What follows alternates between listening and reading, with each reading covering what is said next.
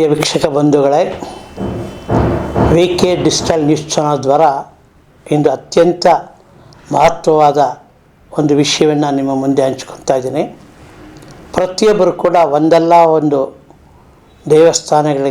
ದೇವಾಲಯಗಳಿಗೆ ಹೋಗ್ತಾ ಇರ್ತಾರೆ. ಆ ದೇವಾಲಯಗಳಿಗೆ ಹೋಗಬೇಕಾದಾಗ ಕೆಲವು ನಿಬಂಧನೆಗಳು ಇದೆ. ಕೆಲವು ನಮ್ಮದೇ ಆದ ಚಟುವಟಿಕೆಗಳನ್ನು ಮಾಡೋದಕ್ಕೆ ಅಲ್ಲಿ ಅವಕಾಶವಿಲ್ಲ. ಹೀಗೆ ದೇವಾಲಯಕ್ಕೆ ಪ್ರವೇಶಿಸುವಾಗ ನಮ್ಮನ್ನು ಹೇಗೆ ನಾವು ನಮ್ಮ ಪದ್ಧತಿ, ನಮ್ಮ ಆಚಾರ ವಿಚಾರಗಳನ್ನು ಹೇಗೆ ನಾವು ಬಳಸಬೇಕೆಂಬ ವಿಷಯವನ್ನು ನಿಮ್ಮ ಮುಂದೆ ಹಂಚ್ಕೊಳ್ತಾ ಇದ್ದೀನಿ. ನಾನು ಯಲಹಂಕದ ಕೆ.ಎಸ್. ವಿಜಯಕುಮಾರ್. ದೇವಾಲಯಗಳಿಗೆ ಹೋಗಬೇಕಾದಾಗ ಪಾದರಕ್ಷೆ ಅಥವಾ ಚಪ್ಪಲಿ ಅಂತ ಕರಿತೀವಿ, ಚಪ್ಪಲಿ ಅಥವಾ ಶೂ ಯಾವುದಾರಾಗಲಿ ಅದನ್ನು ಹಾಕ್ಕೊಂಡು ದೇವಾಲಯದ ಆವರಣ ಪ್ರಾಂಗಣಕ್ಕೆ ಪ್ರವೇಶವನ್ನು ಮಾಡಬಾರದು. ಬರೀ ಕಾಲಿನಲ್ಲಿಯೇ ದೇವಾಲಯವನ್ನು ಪ್ರವೇಶ ಮಾಡಬೇಕು.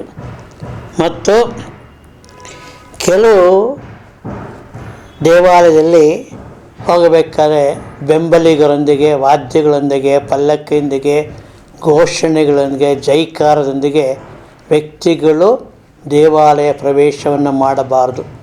ರಾಜಕಾರಣಿಗಳಾಗಿರ್ಬೋದು, ಸಮಾಜ ಮುಖಂಡರಿರ್ಬೋದು, ಪ್ರವೇಶ ದೇವಾಲಯಕ್ಕೆ ಹೋಗುವಾಗ ಅವರದೇ ಆದ ಒಂದು ಜೈಕಾರವನ್ನು ಯಾವ ವ್ಯಕ್ತಿಯೂ ಮಾಡ್ಕೋಬಾರ್ದು. ಮತ್ತು ಅಶುದ್ಧವಾಗಿ ಇರುವಾಗ ಜಾತ ಶೌಚ, ಮೃತ ಶೌಚ ಈ ಕರ್ಮಗಳು ಅಂತ ಇರುತ್ತೆ. ಅದಿದ್ದಾಗ ನಾವು ದೇವಾಲಯಕ್ಕೆ ಪ್ರವೇಶವನ್ನು ಮಾಡಬಾರದು. ದಂತದವನ ಮಾಡದೆ, ಸ್ನಾನವನ್ನು ಮಾಡದೆ ನಾವು ದೇವಾಲಯ ಪ್ರವೇಶವನ್ನು ಮಾಡಬಾರದು. ಮತ್ತು ತಲೆಯ ಮೇಲೆ ಪೇಟ, ರುಮಾಲು ಕಟ್ಕೊಳ್ಳೋದಾಗಲಿ ಅಥವಾ ವೈಭವವಾದ ಅಂಗಿ ಧರಿಸಿ ಆ ರೀತಿ ಛತ್ರಿ, ಚಾಮರ ತಲೆ ಮೇಲೆ ಇಟ್ಕೊಂಡು ಒಬ್ಬ ವ್ಯಕ್ತಿ ದೇವಾಲಯಕ್ಕೆ ಪ್ರವೇಶವನ್ನು ಮಾಡಬಾರದು. ಮತ್ತು ಕಪ್ಪು ಬಟ್ಟೆ, ಕೆಂಪು ಬಟ್ಟೆ ಧರಿಸಿ ದೇವಾಲಯಕ್ಕೆ ಹೋಗಬಾರ್ದು. ನಿಯಮ ಇದೆ. ಕಪ್ಪು ಕೆಂಪು ಬಟ್ಟೆ ಧರಿಸಿ ದೇವಾಲಯಗಳಿಗೆ ಹೋಗಬಾರ್ದು. ಆದರೆ ಶಬರಿಮಲೆ ಅಯ್ಯಪ್ಪ ಸ್ವಾಮಿಗೆ ಇದರ ಒಂದು ವಿನಾಯಿತಿ ಇದೆ. ಕಪ್ಪು ಬಟ್ಟೆ ಹಾಕ್ಕೊಂಡು ಹೋಗಬೇಕಾಗತ್ತೆ. ಕೈಯಲ್ಲಿ ಊರುಗೋಲು ಅಥವಾ ಬೀಸಣಿಗೆ ಆಡಂಬರದ ರೀತಿ ಹೋಗಬಾರದು. ದೇವಾಲಯಗಳಲ್ಲಿ ಅಶ್ಲೀಲವಾಗಿ ಅರಬೆತ್ತಲೆ ವಸ್ತ್ರ ಹಾಕ್ಕೊಂಡು ಹೋಗಬಾರ್ದು. ವಸ್ತ್ರ ಸಂಹಿತೆ ಅಂತ ಇದೆ. ಮೈ ಕಾಣುವ ಹಾಗೆ ಬಟ್ಟೆಯನ್ನು ಧರಿಸಿ ಹೋಗಬಾರದು. ಸಾಂಸಾರಿಕ ವಿಷಯಗಳ ಬಗ್ಗೆ ದೇವಸ್ಥಾನದಲ್ಲಿ ಮಾತನಾಡಬಾರದು. ಕುಳಿತುಕೊಳ್ಳೋದು, ಒಬ್ಬರನ್ನು ದೂಷಿಸುವುದು, ಒಬ್ಬರನ್ನು ಬೈಯುವುದು, ಒಬ್ಬರನ್ನು ಶಾಪ ಕೊಡುವುದು, ಇದನ್ನು ದೇವಾಲಯದಲ್ಲಿ ಯಾವ ಕಾರಣಕ್ಕೂ ಮಾಡಬಾರ್ದು. ದೇವಸ್ಥಾನದಲ್ಲಿ ದೇವರ ಮೊರೆ ಹೋಗಬೇಕು ವಿನಃ ಬೇರೆಯವರನ್ನ ದೂಷಿಸುವುದು, ಬೇರೆಯವ್ರನ್ನ ಹೀಯಾಳಿಸುವುದು, ಬೇರೆಯವರಿಗೆ ಕೆಟ್ಟ ಮಾತಾಡುವುದು ತುಂಬ ತಪ್ಪು. ಅದನ್ನು ಮಾಡಬಾರದು. ಊರಿನ ದೇವಸ್ಥಾನಕ್ಕೆ ಉತ್ಸವಕ್ಕೆ ತಪ್ಪದೇ ಹೋಗಬೇಕು. ನೀವು ಯಾವುದಾದ್ರು ನಿಮ್ಮ ಊರಿನಲ್ಲಿ, ನಿಮ್ಮ ಗ್ರಾಮದಲ್ಲಿ ಉತ್ಸವ ಆದರೆ ದಯವಿಟ್ಟು ಅದರಲ್ಲಿ ತಪ್ಪದೇ ಭಾಗವಹಿಸಬೇಕು. ದೇವರ ಸಮ್ಮುಖದಲ್ಲಿ ವಂದನೆ ಮಾಡದೆ ಇರಕೂಡ್ದು. ದೇವಸ್ಥಾನಕ್ಕೆ ಹೋಗ್ತೀವಿ, ದೇವರ ನಮಸ್ಕಾರನೇ ಮಾಡೋದಿಲ್ಲ. ದೇವರಿಗೆ ನಮಸ್ಕರಿಸದೆ ಇರಬಾರ್ದು. ದೀರ್ಘವಾಗಿ, ದೀರ್ಘದಂಡವಾಗಿ ದೇವರಿಗೆ ನಮಸ್ಕರಿಸಬೇಕು. ನಿರ್ಮಾಲ್ಯದ ವಸ್ತುಗಳನ್ನು ನಾವು ಕಾಲಿನಿಂದ ಒದೀಬಾರದು. ದೇವರಿಗೆ ಹಾಕಿದ ಹೂವು ಮತ್ತು ಇತರೆ ವಸ್ತುಗಳಿರ್ತದ್ರಿಂದ ಕಾಲಿನಿಂದ ತುಳಿಯಬಾರದು. ದೇವರ ಪ್ರದಕ್ಷಿಣೆ ಬರುತ್ತೆ. ದೇವರ ಸನ್ನಿಧಿಗೆ ಬಂದಾಗಲೇ ಸ್ವಲ್ಪವಾದರೂ ನಿಂತು ದೇವರಿಗೆ ವಂದಿಸಿ ಮುಂದೆ ಹೋಗಬೇಕು. ಸಾಮಾನ್ಯವಾಗಿ ದೇವಸ್ಥಾನದ ಹೊರಗಡೆ ಉತ್ಸವ ಮೂರ್ತಿಗಳು ಬರುತ್ತೆ. ಉತ್ಸವ ಮೂರ್ತಿ ಬಂದಾಗ ನಿಂತು ನಾವು ಉತ್ಸವ ಮೂರ್ತಿ ನಮಸ್ಕಾರ ಮಾಡಬೇಕು. ಮತ್ತು 1 ನಿಮಿಷ ನಾವು ದೇವಸ್ಥಾನದಲ್ಲಿ ಕುಳಿತುಕೋಬೇಕಾಗತ್ತೆ. ಅದು ಆಗತ್ತೆ. ಸುವಾಸನೆ ಇಲ್ಲದ ಹೂಗಳನ್ನು ದೇವರಿಗೆ ಅರ್ಪಿಸಬಾರದು. ಸುವಾಸನೆ ಇಲ್ಲದ ಹೂಗಳನ್ನು ದೇವರಿಗೆ ಅರ್ಪಿಸಬಾರದು. ತಾನಾಗಿ ನೆಲದ ಮೇಲೆ ಬಿದ್ದ ಹೂಗಳನ್ನು ಅರ್ಪಿಸಬಾರದು. ನೆಲದ ಮೇಲೆ ಹೂವು ಬಿದ್ದಿರುತ್ತೆ, ಆ ಹೂವನ್ನು ತಗೊಂಡು ನಾವು ದೇವರಿಗೆ ಅರ್ಪಿಸಬಾರದು. ಮತ್ತು ಕ್ರಿಮಿಕೀಟಗಳು ಸಂಪರ್ಕ ಹೊಂದಿದ ಜೇಡರ ಕಟ್ಟಿದ ಒಂದು ಹೂಗಳನ್ನು ನಾವು ತರಬಾರ್ದು. ಮತ್ತು ಈ ಪತ್ರಪುಷ್ಪಗಳನ್ನು ಅದರದೇ ಆದ ವಿಶೇಷವಾದ ಮಹತ್ವ ಇದೆ, ಅರ್ಪಿಸಬೇಕಂತೆ. ವಿಷ್ಣುವಿಗೆ ತುಳಸಿ ದಳವನ್ನು ಅರ್ಪಿಸಬೇಕು. ತುಳಸಿ ಪೂಜೆ ಇಲ್ಲದೆ ಕೃಷ್ಣನ ರಾಮನ ಪೂಜೆ ಮಾಡೋದಿಲ್ಲ. ಹೀಗೆ ವಿಷ್ಣುವಿಗೆ ತುಳಸಿ, ಶಿವನಿಗೆ ಬಿಲ್ವಪತ್ರೆ ಅದನ್ನು ಅರ್ಪಿಸಬೇಕಾಗ್ತದೆ. ಪೂಜಾರ್ಥವಾಗಿ ಸಂಗ್ರಹಿಸುವ ವಸ್ತುಗಳನ್ನು ಮೂಸಿ ನೋಡಬಾರ್ದು.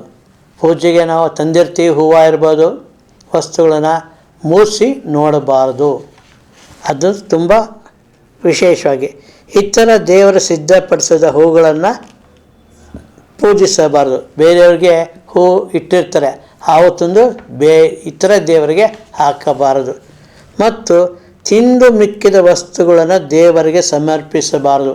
ವ್ರತ ಮಾಡ್ತೀವಿ, ಹಬ್ಬ ಮಾಡ್ತೀವಿ, ನಾವು ತಿಂದುಬಿಟ್ಟು ಆ ವಸ್ತುಗಳನ್ನ ದೇವರಿಗೆ ನೈವೇದ್ಯ ಇಡಬಾರ್ದು. ಚಿಕ್ಕ ಮಕ್ಕಳು ಏನಾಗಲ್ಲ, ನಮಗೆ ಹಿರಿಯರು ಏನಾಗಲ್ಲ ಅಂತ ಮೊದಲೇ ತಿಂದು ನೈವೇದ್ಯಕ್ಕೆ ಯಾವುದೇ ವಸ್ತುವನ್ನು ದೇವರಿಗೆ ಅರ್ಪಿಸಬಾರದು. ದೇವರಿಗೆ ನೈವೇದ್ಯ ಮಾಡಿದ ನಂತರವೇ ನಾವು ಪ್ರಸಾದವನ್ನು ಸ್ವೀಕರಿಸಬೇಕು.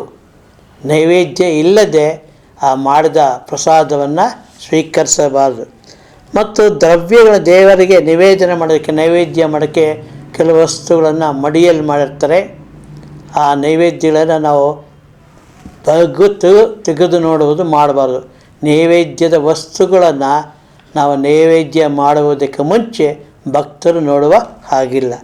ಮತ್ತೊಂದು, ದೇವರ ನಿವೇದನೆ ಮಾಡುತ್ತಿರುವ ವಸ್ತುಗಳನ್ನು ನಾವು ಹೇಗೆ ಮಾಡ್ತಾರೆ ಅದನ್ನು ಮಾಡಬಾರ್ದು. ಯಾವುದೇ ಪ್ರಸಾದವನ್ನು ಕುಳಿತು ಸ್ವೀಕರಿಸಬಾರದು.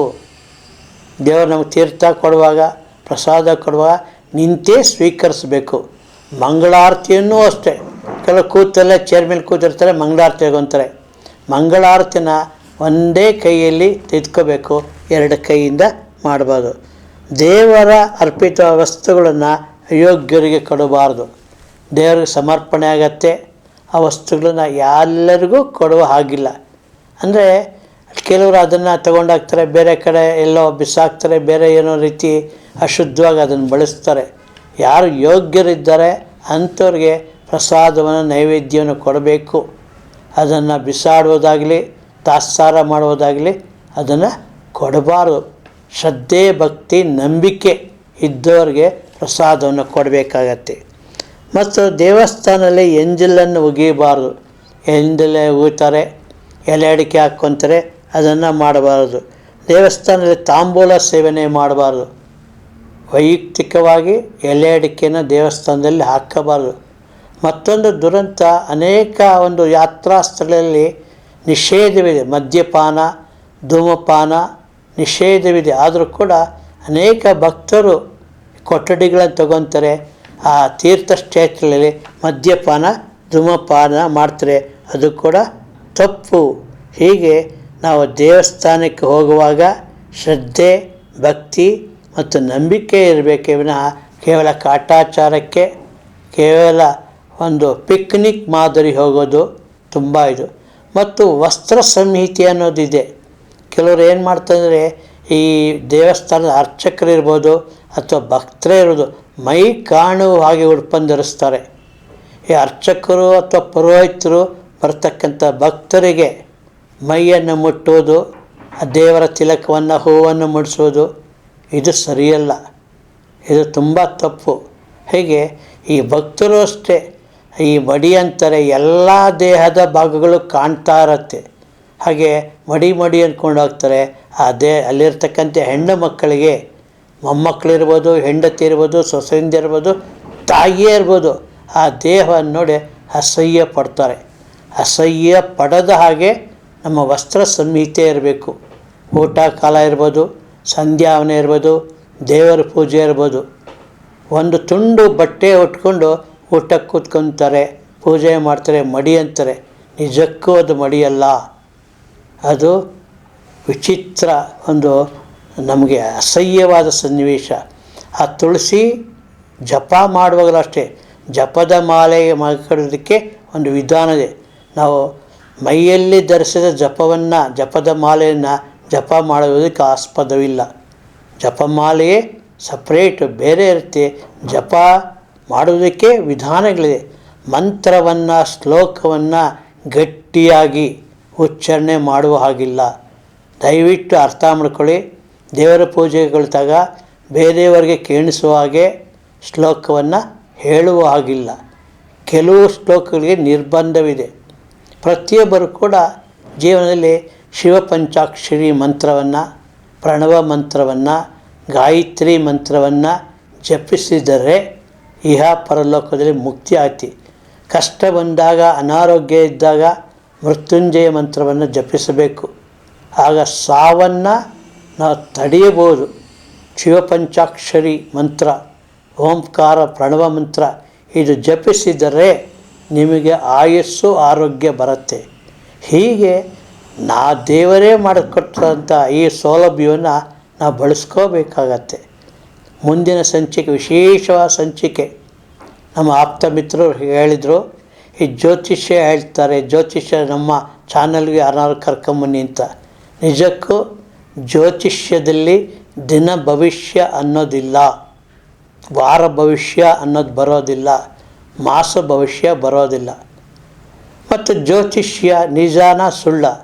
ಜ್ಯೋತಿಷ್ಯ ನಿಜ, ಆದರೆ ಹೇಳ್ತಕ್ಕಂಥ ಜ್ಯೋತಿಷಿಗಳು ಅದನ್ನು ತಪ್ಪಾಗಿ ಅರ್ಥೈಸ್ತಾ ಇದ್ದಾರೆ. ನಮ್ಮಲ್ಲಿ 23-24 ಚಾನಲ್ಸ್ ಇದೆ. 24 ವಾಹಿನಿಗಳಲ್ಲಿ ಬರ್ತಕ್ಕಂಥವ್ರು ಕೂಡ ಆ ದಿನ ಭವಿಷ್ಯನ ಹೇಳ್ತಾರೆ. ಆ ದಿನ ಭವಿಷ್ಯದಲ್ಲಿ ಹೇಳೋದಕ್ಕೆ ಸಾಧ್ಯವೇ ಇಲ್ಲ ಮುಂದಿನ ಸಂಚಿಕೆಯಲ್ಲಿ. ಆದರೆ ಜ್ಯೋತಿಷ್ಯ ಹೇಗೆ ಏನು ಅನ್ನೋದನ್ನು ಸವಿವರವಾಗಿ, ಅಂದರೆ ಈ 9 ಗ್ರಹಗಳು ನಮ್ಮ ಜೀವನದಲ್ಲಿ, ನಮ್ಮ ಬದುಕಿನಲ್ಲಿ ಅದು ಒಂದು ಕಾರ್ಯವನ್ನು ನಿರ್ವಹಿಸೈತಿ. ಆ ಮುನ್ಸೂಚನೆಯನ್ನು ನಾವು ಹೇಳ್ಬೋದು. ಇಂಥ ಆಪತ್ತಾಗತ್ತೆ, ಇಂಥ ಮುನ್ನೆಚ್ಚರಿಕೆ ತಗೋಬೋದು. ಹೀಗೆ ಜ್ಯೋತಿಷ್ಯದ ಮುಖಾಂತರ ಮನುಷ್ಯನ ಹುಟ್ಟಿನಿಂದ ಸಾವಿನ ತನಕ ಏನಾಗತ್ತೆ, ದುರ್ಘಟನೆಗಳು, ಏರುಪೇರು, ಅವನ ಭವಿಷ್ಯ, ಅವನ ಆರ್ಥಿಕ ಸ್ಥಿತಿ, ಕುಟುಂಬ ಸ್ಥಿತಿ ಎಲ್ಲವನ್ನೂ ಹೇಳ್ಬೋದು. ಆದರೆ ಆ ಭಕ್ತಿಗೆ ಅನುಸಾರವಾಗಿ ಹೇಳಬೇಕು ವಿನಃ ಆ ದಿನದಲ್ಲಿ ಇಂಥ ಬಣ್ಣ ನೋಡೋ, ಇಂಥ ನಕ್ಷತ್ರ ನೋಡೋ, ಇಂಥ ಸಂಖ್ಯೆ ನೋಡೋ ಅಂತಾರೆ. ಇದು ಸಾಧ್ಯ ಇಲ್ಲ. ಆದ್ದರಿಂದ ಮುಂದಿನ ಸಂಚಿಕೆಯಲ್ಲಿ ಮಾನವನ ಮೇಲೆ ನವಗ್ರಹಗಳ ಪರಿಣಾಮ ಯಾವ ರೀತಿ ಬೀಳತ್ತೆ, ಆ ಪರಿಣಾಮಗಳಿಂದ ಮನುಷ್ಯನ ಆರೋಗ್ಯ, ಕುಟುಂಬ ಸ್ಥಿತಿ ಮತ್ತು ಅವನ ಎಲ್ಲ ಒಂದು ಸಕಲ ಭವಿಷ್ಯವನ್ನು ಹೇಳ್ಬೋದು. ಮುಂದಿನ ಸಂಚಿಕೆಯಲ್ಲಿ ನವಗ್ರಹಗಳ ಆಧಾರದ ಮೇಲೆ ಮಾನವನಲ್ಲಿ ಆಗ್ತಕ್ಕಂಥ ಏರುಪೇರುಗಳನ್ನು ಮತ್ತು ಅದು ನಿವಾರಣೆ ಹೇಗೆ ಮಾಡ್ಕೋಬೋದು. ಏರುಪೇರಾಗತ್ತೆ, ನಿವಾರಣೆಗೂ ಒಂದು ಅವಕಾಶ ದೇವರೇ ಕೊಟ್ಟಿದ್ದಾನೆ. ನಿವಾರಣೆಯ ಸೂತ್ರಗಳನ್ನು ನಿಮ್ಮ ಮುಂದೆ ಪ್ರಸ್ತುತಪಡಿಸ್ತೀನಿ. ಮುಂದಿನ ಸಂಚಿಕೆಯಲ್ಲಿ ಜ್ಯೋತಿಷ್ಯದ ಮಾನವನ ಮೇಲೆ ಯಾವ ರೀತಿ ಪ್ರಭಾವ ಇರುತ್ತೆ, ಅದನ್ನು ಹೇಗೆ ನಾವು ನಿವಾರಣೆ ಮಾಡ್ಕೊಳ್ಬಹುದು, ಇದು ಪ್ರತಿಯೊಬ್ಬರಿಗೂ ಅತ್ಯಂತ ಉಪಯುಕ್ತ. ನಮ್ಮಲ್ಲಿ ಜ್ಯೋತಿ ಅಂದರೆ ಬೆಳಕು. ಆ ಬೆಳಕನ್ನು ನಮ್ಮ ದಾರಿಯಾಗೆ ನೋಡ್ತೀವಿ, ಆದರೆ ಅದನ್ನು ಅರ್ಥೈಸುವರು ಈ ಜ್ಯೋತಿಷಿಗಳು ಅಥವಾ ಪುರೋಹಿತಶಾಹಿ ವರ್ಗ ಜನರನ್ನು ತಪ್ಪು ದಾರಿಗೆ ಕರ್ಕೊಂಡು ಹೋಗ್ತಾ ಇದ್ದಾರೆ. ಆದ್ದರಿಂದ ದಯಮಾಡಿ ಜ್ಯೋತಿಷ್ಯದ ಬಗ್ಗೆ ಖಚಿತವಾದ, ನಿಖರವಾದ ಮಾಹಿತಿಯನ್ನು ಮುಂದಿನ ಸಂಚಿಕೆಯಲ್ಲಿ ನೀಡುತ್ತೀನಿ ಎಂದು ತಿಳಿಸುತ್ತಾ ಇಂತಿ VK ಡಿಜಿಟಲ್ ನ್ಯೂಸ್ ಚಾನಲ್ ದ್ವಾರ ಸಮಸ್ತ ವೀಕ್ಷಕರು ಕೂಡ ಈ ಒಂದು ಸದುಪಯೋಗ ಮಾಡ್ಕೋಬೇಕು ಅಂತ ಪ್ರಾರ್ಥಿಸುತ್ತೀರಿ. ಇಂತಿ ಯಲಹಂಕದ KS ವಿಜಯಕುಮಾರ್. ವಂದನೆಗಳು.